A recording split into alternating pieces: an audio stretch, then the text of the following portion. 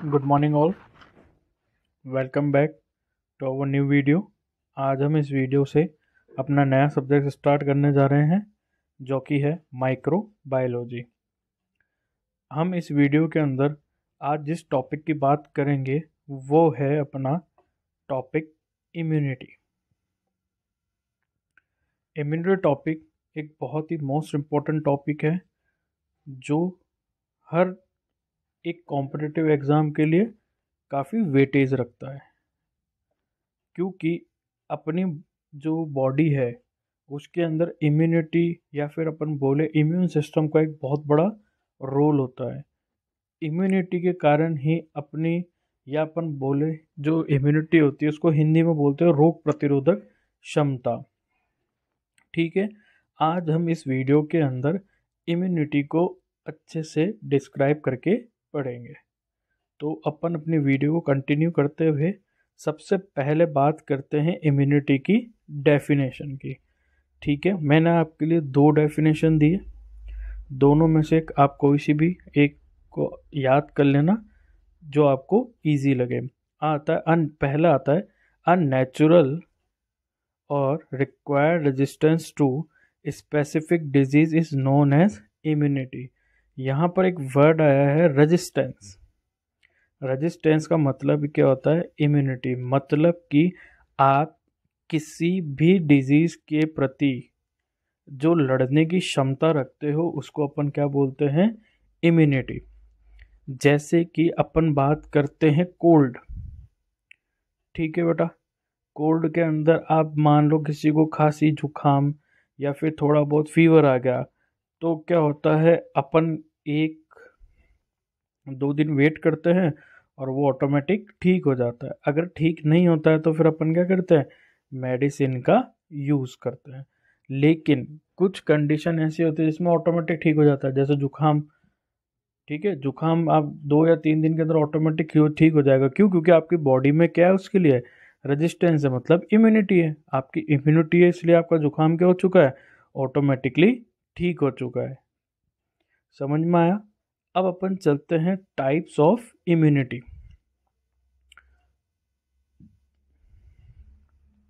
अब अपन बात करेंगे टाइप्स ऑफ इम्यूनिटी। इम्यूनिटी जो होती है वो होती है अपने पास में दो टाइप की। ठीक है, इम्यूनिटी कितने टाइप की होती है? इम्यूनिटी होती है अपने पास दो टाइप। सबसे पहला वर्ड आता है इन्नेट इम्यूनिटी और दूसरा आता है अपने पास में एक्वायर्ड इम्यूनिटी।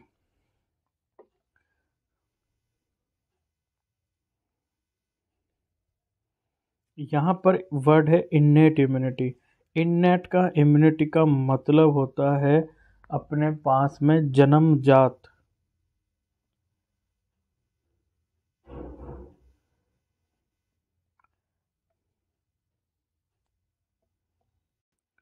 इन्नेट इम्यूनिटी का मतलब क्या होगा? जन्मजात, मतलब कि वो कैसी इम्यूनिटी होगी? वो इम्यूनिटी अपन को मिलेगी बाय बर्थ।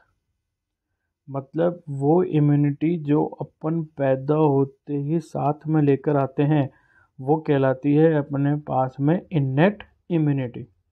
ठीक है बेटा, और इन्नेट इम्यूनिटी जो होगी वो 3 टाइप की होती है अपने पास में। या आगे अपन जब इस वीडियो को आगे देखेंगे तो उसमें पता लगेगा, जैसे कि हर एक इंडिविजुअल होता है, मतलब हर एक अलग अलग पर्सन, जितने भी पर्सन उनकी सबकी एक अपनी अपनी इंडिविजुअल इम्यूनिटी होती है। मतलब कि सबके अपना अपना इम्यून सिस्टम होता है, किसी का पावरफुल होता है तो किसी का वीक होता है। सबकी अपनी एक रेशियल इम्यूनिटी होती है, मतलब कि वो पर्टिकुलर जिस रेस से आता है उसकी एक इम्यूनिटी होती है, और हर स्पीशीज़ की एक इम्यूनिटी होती है। मतलब कि जो इंसान है उसकी अलग होगी, जो जानवर है उनकी अलग इम्यूनिटी होगी। वो सारी इम्यूनिटी जो आती है वो कहलाती है अपने इन्नेट इम्यूनिटी। अब आता है अपने पास में सेकंड, जो कि है अपने पास में कौन सी? Acquired immunity. एक्वायर्ड इम्यूनिटी क्या होती है? एक्वायर्ड इम्यूनिटी का मतलब होता है जो अपन जन्म के बाद में प्राप्त करते हैं। ठीक है, ये अपने पास में बाय बर्थ नहीं आती है। इसको अपन को क्या करना पड़ता है? एक टाइम मतलब कुछ कंडीशन के बाद में अपन इसको ऑटोमेटिकली गेन कर लेते हैं। ठीक है बेटा, आया समझ में?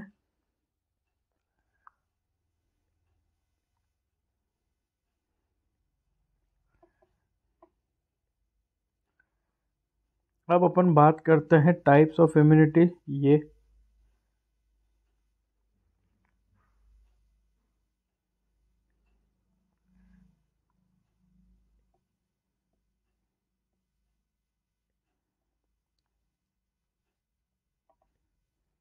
ठीक है, इम्यूनिटी दो टाइप की। सबसे पहले इन्नेट इम्यूनिटी, सेकंड आती है अपने पास में एक्वायर्ड इम्यूनिटी। ठीक है, इन्नेट इम्यूनिटी जो होती है वो दो टाइप की होती है, नॉन स्पेसिफिक और स्पेसिफिक। ठीक है बेटा, अब आती है, अपन बात करते हैं एक्वायर्ड की। एक्वायर्ड अपने पास दो होती है, एक होती है एक्टिव, एक होगी अपने पास में पैसिव। अब एक्टिव और पैसिव समझने के लिए आपको चाहिए दो वर्ड। ठीक है, पहले अपन बात करते हैं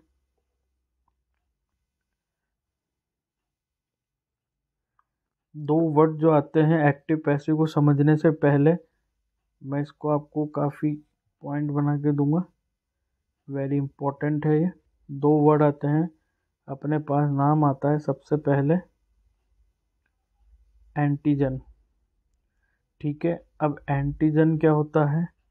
एंटीजन का मतलब होगा फॉरेन पार्टिकल जो अपने शरीर में आता है बाहर से, क्या कहलाता है? एंटीजन कहलाता है। अगर मैं इसकी डेफिनेशन लिखूं तो इसकी डेफिनेशन जाएगी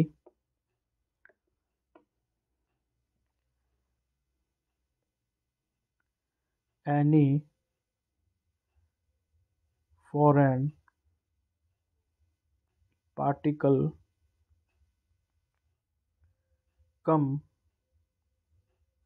into body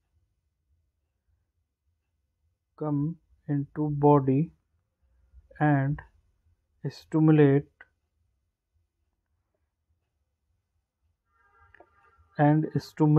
our immune system। मतलब कि फॉरेन पार्टिकल अपनी बॉडी में आया और उसने किसको स्टिमुलेट कर दिया? उसने अपने इम्यून सिस्टम को स्टिमुलेट कर दिया। क्या कहलाता है? एंटीजन कहलाता है। मतलब कि आपकी बॉडी में बाहर से कोई भी चीज़ आए, फॉर एग्जाम्पल बैक्टीरिया आए, वायरस आए, ठीक है, या फिर मिट्टी, अपन बोलते हैं सॉइल,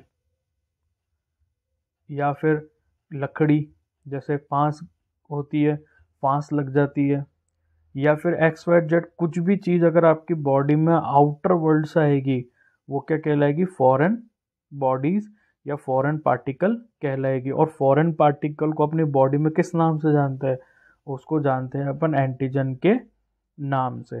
ठीक है, अब बात करते हैं अपना दूसरा वर्ड। दूसरा वर्ड जो आता है उसका नाम होता है अपने पास में एंटीबॉडी।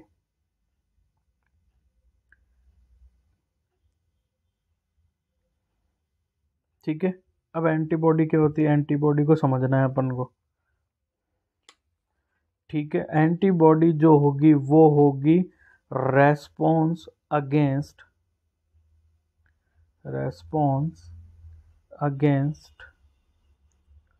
एंटीजन।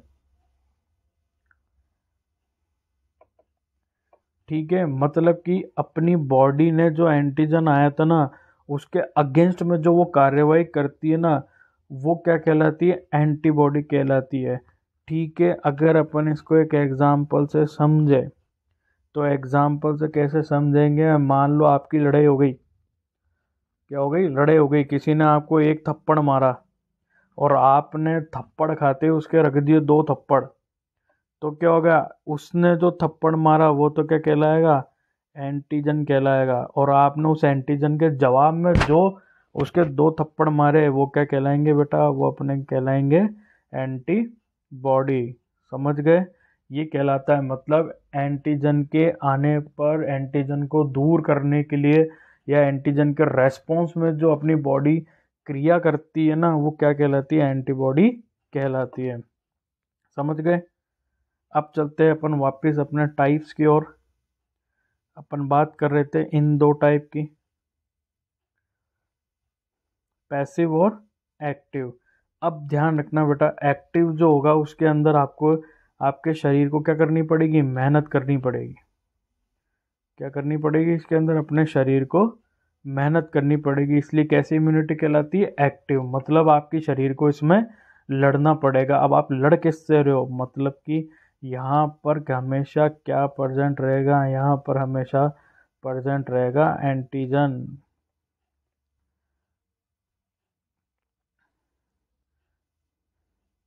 क्या प्रेजेंट रहेगा?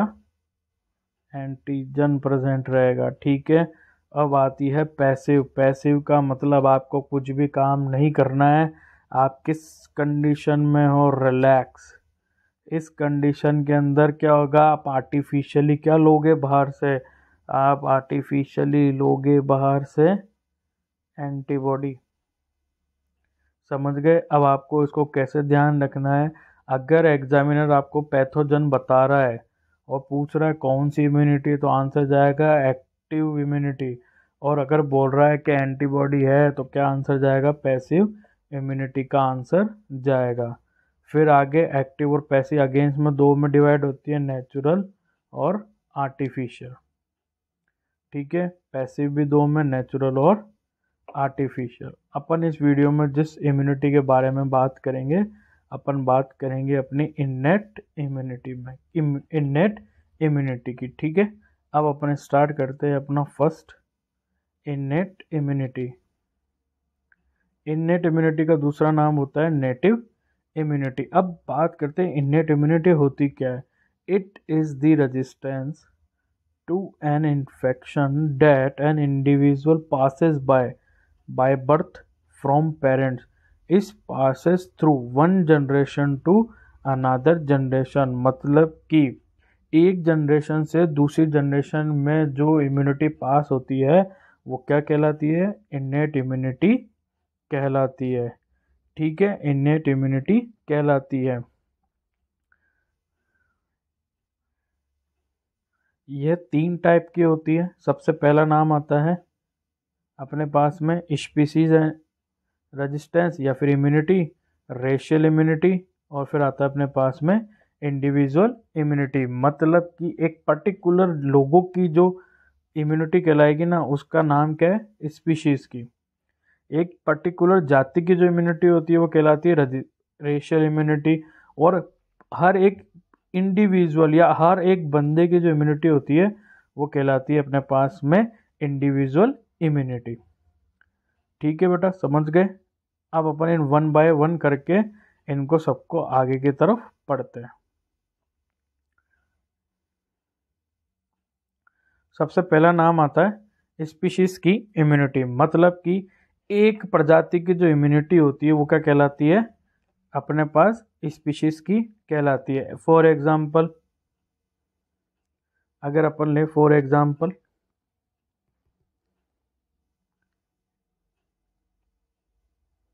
ह्यूमन, ह्यूमन की अपनी एक अलग है।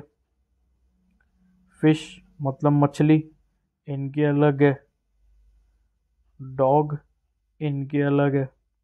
ठीक है। तो इन सब की पर्टिकुलर अलग अलग जो इम्यूनिटी क्या कहलाती है? स्पीशीज इम्यूनिटी कहलाती है। इसकी डेफिनेशन देखें। Resistance to infection varies with species of animal और ह्यूमन बीइंग। ठीक है। फॉर दिस रीजन, मतलब कि कुछ डिजीज जो होती है वो केवल ह्यूमन में मिलेगी, कुछ केवल फिश में मिलेगी, कुछ केवल डॉग्स में मिलेगी। समझ गए? अगर अपन एग्जाम्पल की बात करें तो जो ह्यूमन को होने वाली बीमारी है वो दूसरे जानवरों को नहीं होगी, या फिर कोई दूसरे जानवरों को होने वाली बीमारी है वो इंसानों को नहीं होगी। लेकिन टीबी जो है, अपन बात करते हैं ट्यूबरकुलोसिस जो है, वो कैटल्स मतलब कि जो मवेशी होते हैं, जैसे अपन होता है गाय, भैंस, इन सब के अंदर भी क्या होगी? मिलेगी। और टीबी ह्यूमन में भी मिलती है। ठीक है। तो इस मिलती है, तो टीबी के लिए कैटल और ह्यूमन इन दोनों में एक चीज़ कॉमन क्या है, एंटीजन कॉमन है टीबी का, तो उसके लिए इन दोनों की एंटीबॉडी भी क्या होगी, कॉमन होगी। ठीक है, अब अपन एग्जांपल लेते हैं दूसरा। ठीक है, दूसरा एग्जांपल क्या जाएगा, जैसे चला था कोविड। ठीक है, कोविड जो था वो किससे फैल रहा था, बैट, मतलब कि था कि ये बैट का इन्फेक्शन था, मतलब कि चमगादड़, चमगादड़ का इन्फेक्शन था, लेकिन वो किसको हो गया था, ह्यूमंस को। समझ गए बेटा, तो ये कैसी रेजिस्टेंस कहलाएगी, स्पीशीज की रेजिस्टेंस कहलाएगी। अब आता है अपने पास में सेकंड, रेशियल, मतलब पर्टिकुलर जनजाति की जो इम्यूनिटी होती है वो कहलाती है अपने पास में रेशियल इम्यूनिटी। रेशियल इम्यूनिटी का मतलब होगा पर्टिकुलर जनजाति की जो इम्यूनिटी होती है ना, क्या कहलाती है, रेशियल इम्यूनिटी कहलाती है। अपन इसको समझेंगे एग्जाम्पल से हम। ठीक है, जो नाइजीरियंस होते हैं, मतलब जो नाइजीरिया के लोग होते हैं, उनको बोलते हैं ब्लैक पीपल। ठीक है, जो ब्लैक पीपल होते हैं ना, उनके अंदर हाईली रेजिस्टेंस मतलब इम्यूनिटी होती है कौन से डिजीज के लिए, येलो फीवर के लिए। मतलब कि अगर कोई दूसरे देश का जो पर्सन है ना, उसको येलो फीवर ज़्यादा कॉज कर रहा है, लेकिन नाइजीरिया के लोगों को बहुत कम ये डिजीज़ क्या करती है, अफेक्ट करती है। क्यों, क्योंकि नाइजीरिया के लोगों का रेजिस्टेंस हाई है कौन से डिजीज़ के लिए, येलो फीवर के लिए। ये क्या कहलाता है, रेशियल इम्यूनिटी कहलाता है। अगर अपन इसके अंदर दूसरा एग्जांपल लें, तो अपन ये ले सकते हैं कि जो राजस्थान में रहने वाले लोग होते हैं वो गर्मी ज़्यादा सेंस कर सकते हैं। क्यों, क्योंकि वो बाय बर्थ कैसे कंडीशन में रहे हुए हैं, गर्म कंडीशन में रहे हुए हैं। लेकिन यही अगर अपन किसी कोल्ड स्टेट में रहने वाले या ठंडे प्रदेश में रहने वाले लोगों को बोलेंगे कि आप इतना हाई टेम्परेचर में रहो, तो वो नहीं रह पाएंगे। तो राजस्थान में रहने वाले लोगों की जो टेम्परेचर सहन करने की जो क्षमता है वो क्या कहलाएगी उनके लिए, रेशियल इम्यूनिटी कहलाएगी। ठीक है, अब अपन बात करते हैं इसके तीसरे टाइप, जो कि है अपने पास में इंडिविजुअल इम्यूनिटी। इंडिविजुअल इम्यूनिटी का मतलब होता है हर एक पर्सन की पर्टिकुलर इम्यूनिटी होती है। किसी की होती है हाई और किसी की होती है लो। मतलब कि कुछ लोग होते हैं जो चाहे बारिश में भीग ले, सर्दी में घूम ले या गर्मी में घूम ले, उनकी तबीयत क्या होती है, बहुत कम खराब होती है। और कुछ पर्सन ऐसे होते हैं, थोड़ी देर बाहर गए, जुकाम खांसी सारे चालू हो गए, तो उनकी इम्यूनिटी कैसी है, लो है। और जिनको बहुत कम बीमार होते हैं वो कैसे होते हैं, हाई होते हैं, मतलब उनकी इम्यूनिटी हाई होती है। अब समझते हैं इसको। Some people appear to experience fever और less severe infection to other even though they have racial background and opportunities due to combination of both innate immunity and adaptive resistance factor। मतलब कि कुछ लोग ऐसे होते हैं जो सारी जगह घूमते हैं, सारी चीज़ खाते हैं, आराम से रहते हैं, लेकिन उनकी क्या होता है, वो बहुत कम बीमार होते हैं। उसका कारण ये रहता है, एक तो उनका जो फैमिली बैकग्राउंड, मतलब उनको जो इन्नेट इम्यूनिटी मिली है वो क्या स्ट्रॉन्ग है। साथ में उन्होंने एक चीज़ और कर ली, उन्होंने वहाँ का जो टेम्परेचर है, वहाँ की जो जलवायु, उसको क्या कर लिया, अडेप्ट कर लिया। इन दो कंडीशन के कारण ही उसकी इम्यूनिटी क्या हो चुकी है, बूस्ट हो चुकी है, और वो क्या हो रहा है, कम बीमार पड़ रहा है। अब अपन बात करते हैं जो इंडिविजुअल इम्यूनिटी होती है ना, वो किन किन फैक्टर के ऊपर डिपेंड करती है। तो सबसे पहला फैक्टर आता है एज। एज बहुत ही मोस्ट इम्पोर्टेंट फैक्टर है अपनी इम्यूनिटी के लिए। बच्चे और बूढ़ों की इम्यूनिटी क्या होगी, कम होगी। ठीक है, बच्चे और बूढ़ों की इम्यूनिटी क्या होगी, कम होगी। लेकिन अगर अपन चिल्ड्रन की बात करें तो उनकी इम्यूनिटी होगी ज़्यादा। उनकी इम्यूनिटी क्या होगी, ज़्यादा। क्यों, क्योंकि क्या होता है, जो न्यूबॉर्न बच्चे होते हैं या फिर जो न्यूबॉर्न्स होते हैं, उनके अंदर ऑर्गन डेवलप नहीं होते, जिसके कारण इम्यूनिटी कम रहेगी। और ओल्ड एज पर्सन के अंदर क्या होगा, हार्मोन लेवल कम हो जाता है, जिसके कारण उनकी इम्यूनिटी क्या होगी, कम रहेगी। और चिल्ड्रन में रहता है, चिल्ड्रन रहते हैं ग्रोथ, जिनके अंदर क्या होता है, हाईली डेवलपमेंट चल रहा होता है उस स्टेज में, जिसके कारण ऑर्गन भी जल्दी मेच्योर हो रहे हैं, प्लस हार्मोन क्या तो जल्दी सिक्रेट हो रही है, साथ में उनकी डेवलपमेंट भी, और इसके लिए उनकी इम्यूनिटी क्या हो जाएगी, हाई हो जाएगी। सेकंड आता है अपने पास में इम्यून डेफिशिएंसी। मतलब कि क्या होगा, certain individual genetic defect which result in general immunodeficiency grandly increase the susceptibility of disease. मतलब जिनको अपनी पूर्वजों से सही इम्यूनिटी नहीं मिली या किसी डिफेक्ट के कारण उनकी इम्यूनिटी वीक हो गई तो वो क्या होंगे, जल्दी बीमार पड़ते रहेंगे। अब आता है कि ये मोस्ट इम्पोर्टेंट फैक्टर, न्यूट्रिशन। अगर आप बैलेंस डाइट लोगे ना तो आप क्या करोगे, कम बीमार पड़ोगे। क्यों? क्योंकि बैलेंस डाइट में हर चीज़ का एक इक्वल अमाउंट होता है, फैट का, प्रोटीन का, कार्बोहाइड्रेट का, मिनरल्स का, विटामिन्स का, जिसके कारण क्या इंक्रीज होती है, अपनी इम्यूनिटी इंक्रीज होती है और उसके कारण इन्फेक्शन क्या होगा, रिड्यूस होगा और अपन बीमार नहीं पड़ेंगे। इसलिए न्यूट्रिशन को बहुत ही मेन फैक्टर मानते हैं अपन इम्यूनिटी के अंदर।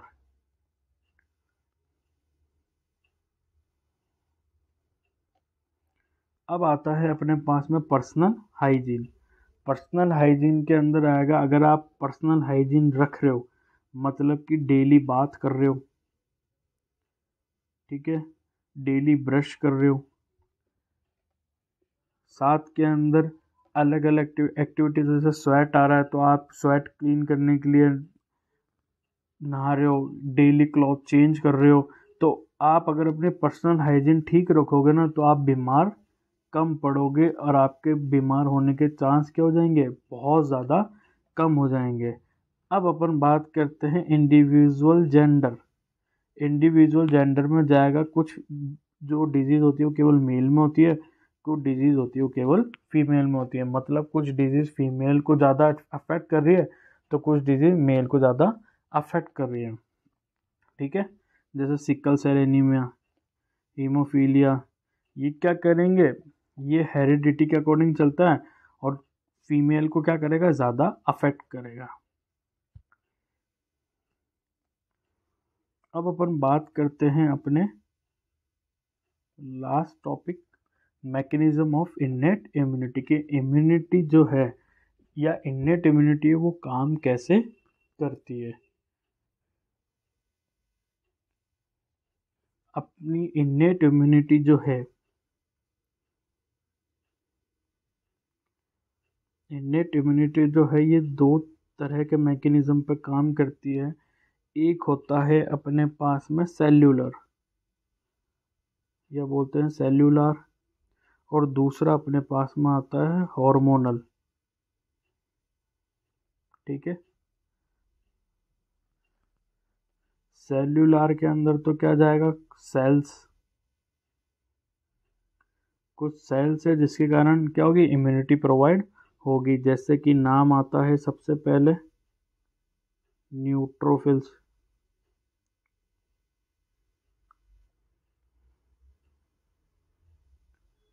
मैक्रोफिल्स या मैक्रोफेजेस, ठीक है, बेसोफिल्स।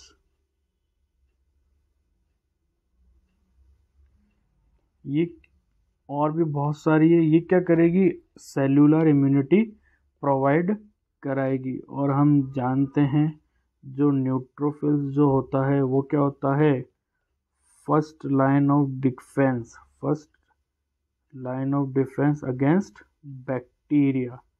बैक्टीरिया के लिए फर्स्ट लाइन ऑफ डिफेंस होगा अपने पास में न्यूट्रोफिल्स।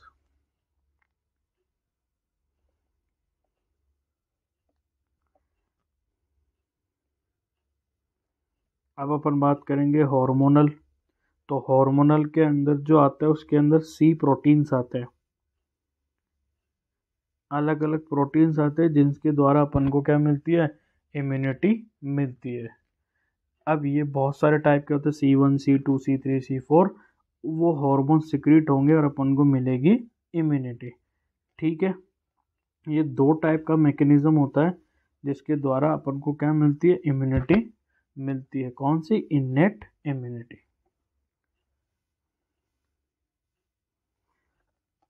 मैंने आपको पूरी जो PDF है वो मैं आपको कमेंट बॉक्स में आपको उसको प्रोवाइड करा दूंगा वीडियो के डिस्क्रिप्शन बॉक्स में। आप वहाँ से इसको डाउनलोड करके आगे पूरा इसका डिस्क्रिप्टिव फॉर्म पढ़ सकते हैं।